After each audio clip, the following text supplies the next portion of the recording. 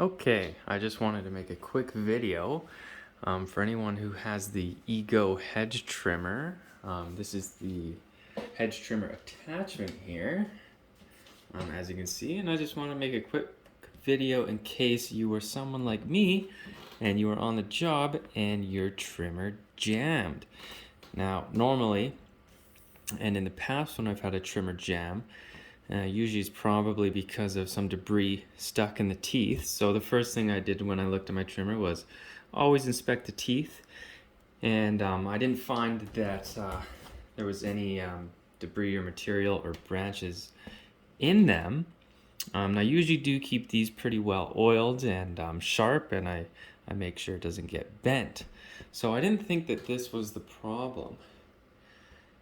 So what I did, and as per the owner's manual, you can open up this box right here. So you can unscrew these 6 Allen bolts here and open up the, I guess, gear case, if you want to call it. So here is the broken one. Now, I only learned all of this because I never read the owner's manual. First, I just used this hedge trimmer for 4 to 5 months straight and never thought anything of it, which is my bad, and that's why it broke. So when you open it up, you're gonna see a few things. This part here actually sits inside, kind of like that. And there's a screw. There's a screw right in there that you're gonna have to undo. That's a torque screw, and that holds this in place. And it is rather hard to pull out. I had to pry it up with a screwdriver on all sides, and then it pops out. And sitting on top of this, actually, your trimmer blades, the bottom side here, this hole, this lifted area here actually inserts right in there. So when you open it up, this would be sitting there, and this upper piece sits on top. It sits on top, and this hole here rests on top of that. And then there's one more plate that you put on top, and you screw it all together. It's pretty straightforward, unless you're stupid like me and don't read the owner's manual. So what I would like to share from what I learned is when you do pop off this cover here, keep it perfectly balanced upright and slowly pull it up.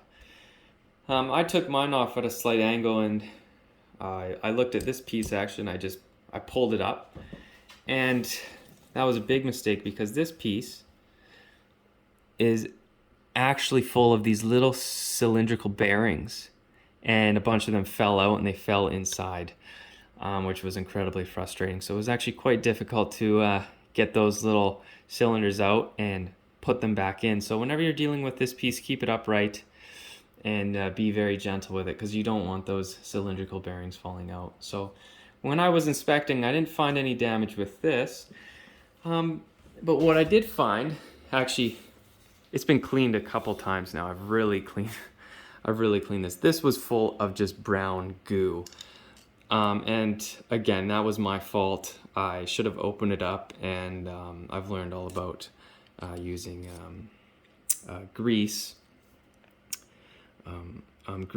Gear grease. All of this should be greased like it says in the owner's manual. And when I opened it, obviously some water got in and started mixing with the grease, and the grease was getting shot out. And so it was just a watery, muddy brown mess. And probably what happened is the water caused some rust, and without the grease, things started heating up. And let me pop this out again. And this unit here is actually the culprit of what happened. It's pretty easy to, I'll jump over for a sec. To disconnect the shaft, all you have to do is unloosen these screws. This screw, when you do unloosen it, there's actually some silicone sealant. So if you do undo this, make sure you have some silicone nearby, because when you reinstall it, you're going to want to put some new silicone in. And the rod sticks in here, and let me try to get some light there. Sorry about that. There's a gear inside here. And that gear basically twists the bottom. So, you know, just a classic, I don't know, drive shaft, whatever you want to call it. Now, what I'm assuming, this is one piece. And within this piece, you can see that there's this same unit here as this one. It's just not separate. And what I found, I don't know if we're able to see it in the light. We're probably not going to be able to see it, but within here, there's actually, it appears that the cylindrical bearings actually spilled out. So they must have heated up or something, but they actually came out and have jammed this piece from spinning. So